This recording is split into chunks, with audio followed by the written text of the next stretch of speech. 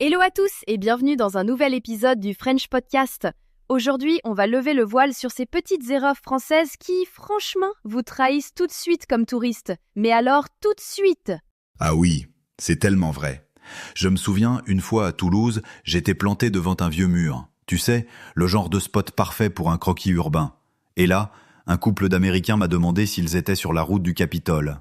Sauf qu'en fait, ils pensaient que j'étais un guide, parce que j'avais sorti un « salut » mal placé, typique du gars qui s'est trompé de script. Je crois que j'ai fait mieux qu'un GPS ce jour-là. Mais attends, ce genre de moment, ça nous arrive à tous. Moi, la première fois à Rome, j'ai demandé un expresso en balançant un please giga hésitant. Silence dans le café, tout le monde savait que j'étais la touriste perdue. Ça met direct dans l'ambiance, tu trouves pas? Carrément, c'est universel. Allez, aujourd'hui, on va décortiquer 5 erreurs typiques, avec anecdotes, fous rires et astuces pour justement passer incognito, ou au moins essayer. Alors, erreur numéro 1, la base, les salutations. Il y a bonjour, salut, coucou, mais c'est pas pareil du tout. Dire salut à la boulangère à 8h du matin, c'est... Enfin, tu confirmes, Manu? Oh, clairement. Et alors le top du top, c'est ce fameux « hello » que les touristes lancent super fort, la voix pleine d'enthousiasme. C'est comme s'ils préviennent « Attention, j'arrive, je suis pas d'ici ». Je l'imite mal, mais « hello, bonjour, oui ?» Ça fait sourire. Ou grincer des dents, ça dépend. Et t'avais une histoire marrante à Paris? Oui. Un matin, j'arrive à la boulangerie et allez savoir pourquoi je dis « Salut madame ». Direct, un silence gênant. Je me suis transformé en statue dans la file, tout le monde me regardait, genre « Qui est ce type ?» Bref, apprenez-le, bonjour pour les inconnus, sauf entre potes. Deuxième boulette classique, tutoyer n'importe qui. En France, tu et vous, ça fait toute la différence. Oui, et je l'avoue, j'ai eu ma leçon à Lyon. J'ai dit tu à un serveur pour commander. Ses yeux, je t'assure, il aurait pu graver mon nom sur la table. J'étais pas sur la liste des habitués, clairement. Mais on fait tous l'erreur. Le mieux, c'est d'observer les gens.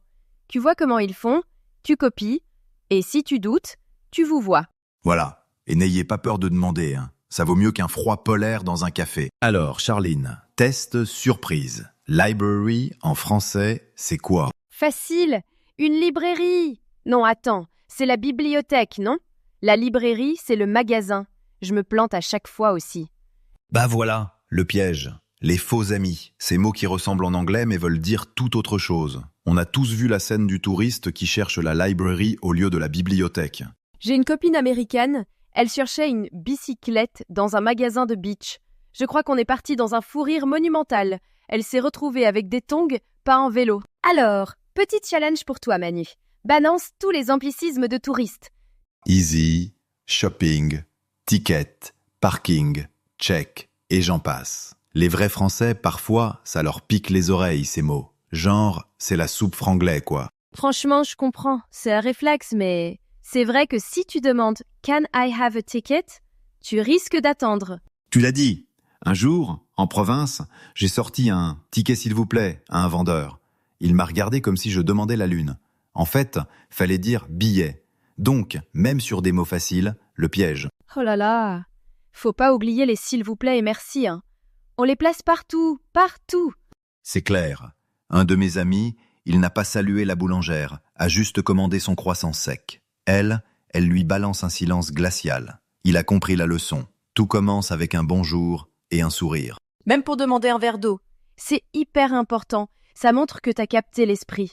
La politesse, c'est la clé. Exactement. Sortir les politesses, c'est pas une question de code strict. C'est presque un sport national. On se fait un petit jeu de rôle? Je joue la touriste et toi le serveur. Allez! Hi, can I have a coffee? Bonjour madame. Que puis-je vous servir? Voix moins aimable. Vous savez, ici c'est pas l'Amérique. Il faut dire bonjour, hein? Ah, mince, raté. Donc première règle, toujours commencer par saluer puis demander poliment. Et si vous vous trompez, un sourire, ça sauve tout. Et vous, chers auditeurs, c'était comment votre première commande ratée en France? Racontez-nous sur les réseaux. Je pense à un étudiant américain, perdu avec sa carte de métro. Il essayait de prononcer Châtelet, mais c'était genre Chaletté. Coup de génie! Oh! Et moi, à Bordeaux, totalement à côté de la plaque, j'ai demandé un pain au chocolat. Le vendeur direct me dit « Ici, c'est chocolatine ». Deux mondes qui s'affrontent. Ah, ces histoires régionales. Juste pour demander un goûter, tu déclenches un débat national. Petite astuce pour se fondre dans la masse. 1. Écoutez comment parlent les autres. Et 2. N'ayez pas peur de sourire ou de balancer un « je débute en français ». Ça détend tout de suite l'atmosphère. Oui. Et si vous êtes perdu, une phrase magique.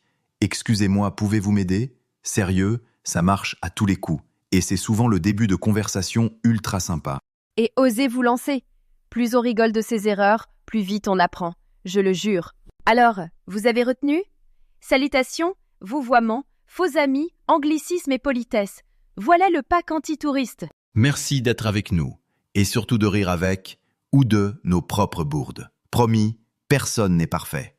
On veut vos anecdotes. Partagez vos moments les plus touristiques sur nos réseaux. Ça nous fera bien rire aussi. D'ailleurs, pour vraiment s'intégrer, la première étape, c'est d'observer. Soyez attentifs. Repérez comment les locaux se saluent ou commandent au café. Et surtout, faut pas hésiter à poser des questions, même simples. Les Français aiment sentir qu'on s'intéresse à leur culture, leur ville, leur pain au chocolat. Hé hé. Et si vous vous plantez, prenez ça avec le sourire. L'autodérision, ça brise la glace, je vous assure. Un autre conseil, apprenez 2-3 expressions idiomatiques, ça marche direct pour se faire accepter. Et si vous en avez l'occasion, participez à une fête de quartier ou un petit événement local. Que ce soit la sardinade à Marseille ou la fête du pain dans un village, c'est authentique, vraiment. Et surtout, observez la gestuelle. Oui, la fameuse bise, les sourires, la façon de glisser un petit « alors, ça va ?» Tout ça, ça compte. Franchement, plus on s'implique dans le quotidien, apprendre une blague, discuter avec les commerçants, plus on découvre la vraie France et on fait moins de faux pas. Même une simple phrase comme « avec plaisir » au lieu de « you're welcome », ça montre l'effort. Et ça fait sourire les gens. Puis, imiter ce que tu vois. Par exemple, j'ai mis des années avant de comprendre comment faire la bise sans embrouille. Et j'y arrive encore pas toujours, hein. L'idée, c'est vraiment de s'imprégner. Utilisez 1 ou 2 expressions typiques, genre « c'est pas la mer à boire » ou « ça marche, ça passe partout ». Et participer aux événements, même le marché du coin, papoter avec les vendeurs, découvrir leurs spécialités. C'est comme ça qu'on sent le vrai parfum du quotidien. Oui, et la gestuelle. Regarde comment les gens se saluent ou discutent. Essayez de faire comme eux. Même si c'est drôle au début, personne va vous juger. Et puis j'insiste, allez sur les marchés, les festivals, ce sont des mines de vocabulaire et d'expressions. Posez des questions, même si votre accent danse un peu. Observez tout, même la façon de commander un café. Prenez le temps d'écouter, de regarder, puis tentez. Avec la gestuelle aussi. Main, sourire, regard. C'est la panoplie complète du français. Vous pouvez même regarder des vidéos ou podcasts locaux avant, rien que pour attraper le ton de voix, les gestes. C'est du mimétisme, mais c'est gagnant. Petit rappel. À table, on attend que tout le monde soit servi avant de commencer. C'est sacré. Ou aller à un atelier cuisine, une soirée crêpe, un truc du genre. Très vite, vous captez les codes, parfois plus facilement qu'en discutant. Et puis la façon de complimenter ou de saluer. Un soupçon de bonjour, un zeste de merci. Ça change tout dans une rencontre soi-disant banale. Vraiment prenez le temps d'observer, d'écouter. Les codes, ils sont partout, du supermarché au bistrot. Si vous hésitez, demandez. Il n'y a pas de questions bêtes. Les Français aiment bien expliquer pourquoi. Non, on ne sert plus après 14 heures. Et riez de vos gaffes. Je me suis déjà trompé de porte en voulant sortir du métro. J'ai fait rire tout un wagon. Bonne ambiance garantie. Testez tout ce qui est local. Ateliers culinaires, fêtes, danse traditionnelle. Et observez comment les gens mangent, comment ils parlent aux voisins, quelle énergie circule dans la rue. C'est fascinant à décortiquer. Posez des questions, ça crée le lien. Vous verrez, un sourire et un accent, ça ouvre bien plus de portes qu'on croit. Encore une fois, regardez, écoutez, imitez, c'est la base. N'ayez pas peur de demander « c'est quoi ce plat ?» ou « comment on dit ça déjà ?»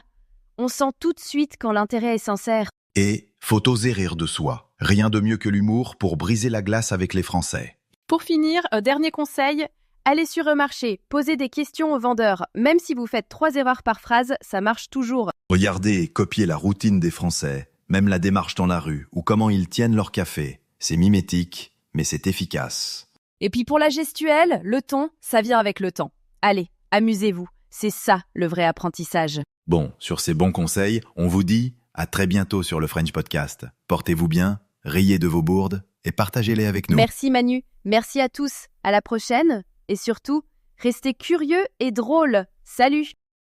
Écoute la deuxième partie de Bonjour podcast et bienvenue français. à notre exploration des petites subtilités, puis des fois des vrais pièges du français qu'on parle tous les jours. On a tous une petite anecdote, là, un moment de voyage où un mot ou une expression nous a comme trahi, non? Genre cette personne qui pense bien parler français puis qui demande fièrement un pain au chocolat dans une boulangerie à Toulouse, puis qui se fait répondre avec un petit sourire en coin. Vous voulez dire une chocolatine. Un seul mot, puis bang. T'as l'étiquette touriste ou pas d'ici collée dans le front. C'est exactement ça.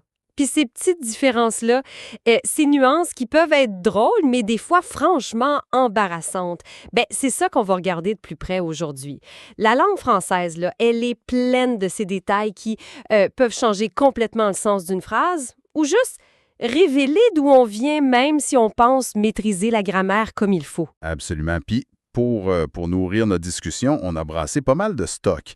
Des articles de blog qui listent les erreurs que les apprenants font souvent, puis ces fameux faux amis, là. On a aussi regardé des transcriptions de discussions sur les particularités du français parlé, incluant les différences entre la France puis le Québec, puis même un fil Reddit assez animé sur la question « Est-ce qu'on devrait corriger les gens qui apprennent le français? » Fait que notre objectif, c'est de défricher un peu tout ça, de comprendre certaines erreurs pour, mieux les éviter, tu sais, de saisir les petites différences culturelles, surtout entre nous, les cousins français puis québécois, puis de réfléchir à comment on communique en français avec plus d'aisance, plus de sensibilité, puis peut-être un peu moins de moments, mettons, gênants. C'est comme une plongée dans la vraie vie de la langue. Parfait. Alors, commençons direct avec ce qui fait souvent le plus trébucher, ces erreurs qui peuvent nous mettre dans l'embarras. Par exemple, se présenter. On apprend tous « je me présente », mais l'instinct de traduire direct l'anglais « I'm excited », ça peut être fort, hein? Ah oui, puis c'est là que ça coince. Dire « je m'introduis », ça sonne vraiment étrange en français. Ça a une connotation très physique, presque intrusive, voire sexuelle dans certains contextes. C'est un exemple parfait où une traduction mot à mot crée un malaise, là, tout de suite. Je me présente. C'est pas mal la seule option correcte puis neutre. Ça me fait penser à une autre traduction littérale qui est un piège. I'm excited. Si un adulte dit « je suis excité », ça glisse aussi pas mal vite vers le sens sexuel.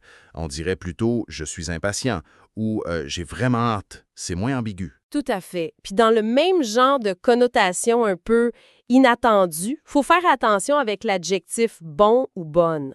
Pour décrire le talent, mettons, on peut dire « cet acteur est bon », pas de problème.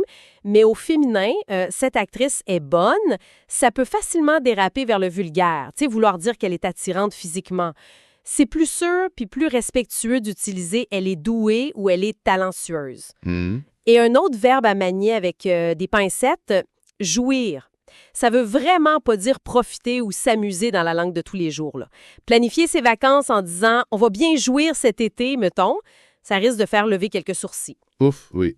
Le sens premier dominant, c'est l'orgasme. Vaut mieux s'en tenir à profiter ou s'amuser. Un autre classique, celui-là vient direct des listes de faux amis dans nos sources, c'est la confusion entre préservatif puis conservateur. Un préservatif en français, c'est un condom. Un conservateur, c'est ce qu'on met dans la nourriture pour qu'elle se garde plus longtemps. Fait que demander s'il y a des préservatifs dans la confiture, c'est, disons, une erreur assez mémorable. Oups, effectivement. Puis après, il y a ces petites différences qui ont l'air de rien mais qui changent tout, comme dire « je suis chaud » au lieu de « j'ai chaud ». Le premier, avec « être », ça suggère une excitation, souvent sexuelle, comme tu disais, alors que pour parler de la température, c'est toujours « avoir chaud ». C'est simple, mais crucial. Exactement. Puis pour finir cette petite série d'exemples, pensons à « actually » en anglais, qui veut dire « en fait », mais qu'on traduit souvent à tort par « actuellement », qui signifie « maintenant » ou « en ce moment », ou encore « library », c'est une bibliothèque, versus « librairie », qui est un magasin de livres, un bookshop. Ce sont des pièges courants où la ressemblance des mots nous joue des tours. Comprendre ça, ça peut vraiment éviter des malentendus, que ce soit en voyage ou au travail, comme le soulignaient plusieurs articles qu'on a lus. C'est fou comment le contexte puis le choix du bon mot sont importants. Un petit détail, puis on dit carrément autre chose que ce qu'on voulait. Mais il n'y a pas juste les mots, il y a aussi la façon de les prononcer. Puis là, ça devient fascinant. Parce qu'un son, ça peut tout changer, non? Que oui, le cauchemar de bien des apprenants, c'est la distinction entre le son « U » I, celui de tu ou ru, qu'on fait avec les lèvres rondes et puis projetées en avant, et le son OU, ou, comme dans vous ou fou, où les lèvres sont aussi rondes, mais moins tendues, mettons. Ah, la fameuse confusion entre cou, la partie du corps, là, puis qui, le derrière. L'anecdote de quelqu'un qui se plaint d'avoir mal au cul au lieu de mal au cou, elle revient souvent dans les groupes d'apprenants. Puis ça mène à des situations, disons, très, très embarrassantes. C'est clair. Puis dans le même ordre d'idée, un merci beaucoup prononcé trop vite ou avec le mauvais son peut devenir merci beaucoup. Oups. Mais au-delà de ces paires de sons spécifiques, là, il y a aussi tout ce que les francophones ne prononcent pas qui est mélangeant. Le français parlé, surtout quand c'est rapide puis informel, c'est plein d'élisions, de lettres qui disparaissent. Oui, les sources le montrent bien. Le « e » à la fin des mots, ou même dedans, comme dans « petit » qui devient « tit » dans un petit gars. Le « u » de « tu » qui disparaît souvent avant une voyelle. T'aimes ça? Le nœud de la négation qui saute, quasiment tout le temps à l'oral. Je sais pas, au lieu de je ne sais pas. Ou même le il dans il faut ou il y a, qui se réduit à faut que j'y aille ou il y a plus de café. Ces raccourcis-là sont naturels pour les natifs, mais ça peut rendre la compréhension difficile pour ceux qui apprennent. Puis c'est pas juste une question de prononcer les bons sons, c'est aussi le rythme, l'intonation, ce qu'on appelle la prosodie ou la musique de la phrase. C'est essentiel pour sonner juste puis être bien compris. Et les exemples de quiproquos à cause d'une mauvaise prononciation, il y en a plein. Confondre vite et bite, qui est un mot très vulgaire pour le pénis. Ou l'histoire peut être un peu exagérée, mais qui dit tout, de commander un magret de connard au lieu d'un magret de canard. Ça illustre bien le danger. Ou encore scier du bois qui devient chier du bois. Ce sont des erreurs qui marquent. Ce qu'il faut retenir, c'est que la prononciation, c'est pas juste une question d'accent, là. Ça touche au sens même de ce qu'on dit. C'est un excellent point. Puis ça nous amène tout naturellement à explorer une autre dimension, les nuances culturelles puis les codes de politesse. Surtout quand on compare, mettons, la France puis le Québec. La langue, c'est tellement plus que juste des mots puis de la grammaire. C'est aussi un reflet de comment on interagit, tu sais. Absolument. Un point fondamental qui ressort des discussions puis des articles, c'est l'usage différent du « tu » puis du « vous ». En France, la norme, le point de départ avec un inconnu, une personne plus âgée ou dans un contexte de travail un peu formel, c'est le « vous ». C'est une marque de respect, une façon de garder une certaine distance polie au début. Alors qu'au Québec, le « tu » est souvent plus rapide, plus spontané. Entre jeunes, dans beaucoup de milieux de travail, on passe au « tu » presque tout de suite. Ça peut d'ailleurs surprendre un Français qui n'est pas habitué à cette familiarité rapide. On entend des fois l'histoire du Québécois qui tutoie direct un serveur à Paris puis qui reçoit un service, disons, un peu froid. C'est un choc culturel classique, oui. L'important, c'est d'être sensible au contexte local. En France, si on veut passer au-dessus, il y a comme une petite danse sociale. Souvent, c'est la personne la plus âgée ou la plus haute dans la hiérarchie qui va proposer « on peut se tutoyer ». Accepter, c'est la norme, mais le proposer soi-même trop tôt, ça peut être mal vu. Au Québec, c'est généralement moins codifié, mettons. Puis, toujours dans la politesse à la française, il y a ce truc tout simple, mais comme essentiel, de dire bonjour en entrant dans un magasin, même juste pour une baguette, puis au revoir en sortant. Oubliez ça, c'est perçu comme très impoli. C'est vrai, c'est quasiment un réflexe culturel là-bas. C'est comme la clé qui ouvre la porte à une interaction cordiale. Puis parlant de différences culturelles, le français québécois, ça offre un terrain de jeu fascinant, comme le montrent bien les sources qu'on a vues. Ah ouais, c'est tout un monde. Les origines remontent aux colons français du 17e siècle, surtout de l'ouest de la France. Mais la langue a évolué différemment ici. Elle a gardé des tournures anciennes tout en intégrant des influences anglaises, mais avec une volonté très forte de protéger sa spécificité. On pense notamment à l'Office québécois de la langue française. Puis ça se voit beaucoup dans le vocabulaire. Pas besoin de faire une liste complète, là, mais juste quelques exemples montrent bien cette couleur locale. On parle d'un char pour une voiture, de son chum ou de sa blonde pour petit ami, petite amie. On fait du magasinage pour le shopping. On va au dépanneur pour la petite épicerie du coin ouverte tard. Ce sont des mots du quotidien qui marquent une différence tout de suite avec la France. Il y a des expressions vraiment imagées qui sont savoureuses. Attache ta tuque, prépare-toi, ça va brasser. Être aux oiseaux, qui veut dire être très heureux. Se pogner le beigne, c'est rien faire, paresser. Avoir de la misère, avoir des difficultés. ou juste c'est le fun. Ça donne une vitalité incroyable à la langue. Puis la prononciation aussi a ses caractéristiques propres. Des voyelles parfois plus fermées ou des diptons comme moé, toué, une intonation souvent montante à la fin des phrases. C'est une richesse qui montre comment une même langue peut évoluer différemment selon son histoire, son environnement. Il n'y a pas un seul bon français finalement, mais des français variés puis bien vivants. C'est bien dit. Revenons peut-être vite fait sur quelques autres habitudes culturelles mentionnées dans les sources qui touchent plus la France. Par exemple, l'usage des prépositions de lieu. On va à Paris, pas sur Paris. On va chez le coiffeur, la personne, ou au salon, le lieu, mais pas au coiffeur. Des petites règles qui peuvent trahir quelqu'un qui apprend. Exact, ou la différence entre visiter un endroit, un musée, une ville et rendre visite à une personne, sauf dans un contexte médical où le médecin visite ses malades. Ce sont des subtilités de grammaire liées à des conventions sociales. Intéressant. Tout ça nous mène à une question plus délicate soulevée dans cette discussion Reddit qu'on a regardée. Faut-il corriger les erreurs de français des personnes qui apprennent la langue? Visiblement, ça ne fait pas l'unanimité. C'est vraiment un sujet sensible, oui. Ça touche à la fois à la pédagogie puis à la dynamique sociale de la conversation. D'un côté, il y a ceux qui pensent que oui, il faut corriger. L'argument principal, c'est que ça aide la personne à progresser, à pas fossiliser ses erreurs, tu sais. Si c'est fait avec bienveillance, ça peut être une aide précieuse. Oui, puis certains apprenants le demandent même, carrément. Puis il y a des erreurs qui peuvent vraiment bloquer la communication ou être offensantes sans qu'on s'en rende compte. Fait qu'une correction discrète peut être utile dans ce cas-là. Mais de l'autre côté, il y a beaucoup de gens qui trouvent ça, gossant. Exactement. L'argument contre, c'est que ça peut être vu comme condescendant, pédant ou juste impoli. Ça coupe le rythme de la conversation, ça peut miner la confiance de la personne qui ose parler. Puis pour beaucoup d'erreurs, comme le genre des noms un vrai casse-tête en français, l'important, c'est que le message passe, pas la perfection grammaticale absolue.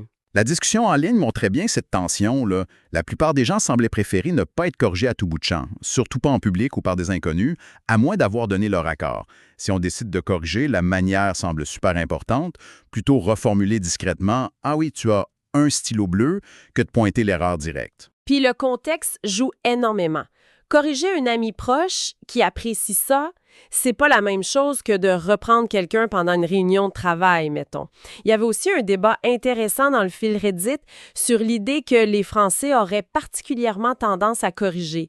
Les avis étaient très partagés là-dessus, hein? Certains trouvaient ça utile, d'autres vraiment exaspérant. C'est donc un équilibre délicat à trouver entre l'aide à l'apprentissage, puis le respect de la personne avec qui on parle, puis de la conversation elle-même. Précisément. Il s'agit de trouver le juste milieu entre la recherche de la correction linguistique puis le maintien d'une communication fluide puis encourageante. L'intention derrière la correction, c'est la clé. Est-ce que c'est vraiment pour aider l'autre ou un peu pour se montrer soi-même? Ça fait réfléchir quand même. Tout à fait. Alors, si on essaie de rassembler les fils de notre discussion, on a vu qu'il y a pas mal d'embûches courantes en français, que ce soit des mots à double sens, des faux amis ou des prononciations un peu délicates. On a exploré les différences culturelles fascinantes, notamment entre la France et le Québec, qui se reflètent dans la langue puis les usages. Puis on a touché à cette question complexe de la correction dans l'apprentissage. Le message principal, peut-être, c'est que viser la perfection absolue, c'est probablement irréaliste, puis peut-être même pas souhaitable. L'objectif devrait plutôt être une communication efficace, respectueuse des autres, puis sensible aux différents contextes. Les erreurs, ça fait inévitablement partie du parcours, puis savoir en rire, c'est parfois la meilleure approche. L'écoute puis l'ouverture, c'est essentiel. Bien dit. Observer, écouter attentivement, oser demander, c'est sans doute le meilleur moyen de naviguer dans cette richesse puis cette complexité du français parlé. Puis pour terminer, peut-être une question à laisser mijoter pour nos auditeurs. Au-delà des règles puis des usages qu'on a survolés, qu'est-ce que ces différences? Le tutoiement plus facile au Québec, le vocabulaire distinct, les débats sur la correction, qu'est-ce que ça nous dit vraiment sur les valeurs en dessous, sur les rapports sociaux, puis la façon dont la langue façonne l'identité puis les interactions dans ces deux grandes communautés francophones? Comment ces nuances-là sont le reflet d'histoires puis de contextes sociaux qui ont divergé? Voilà une belle piste de réflexion pour continuer d'explorer. Merci d'avoir partagé cette analyse avec nous aujourd'hui.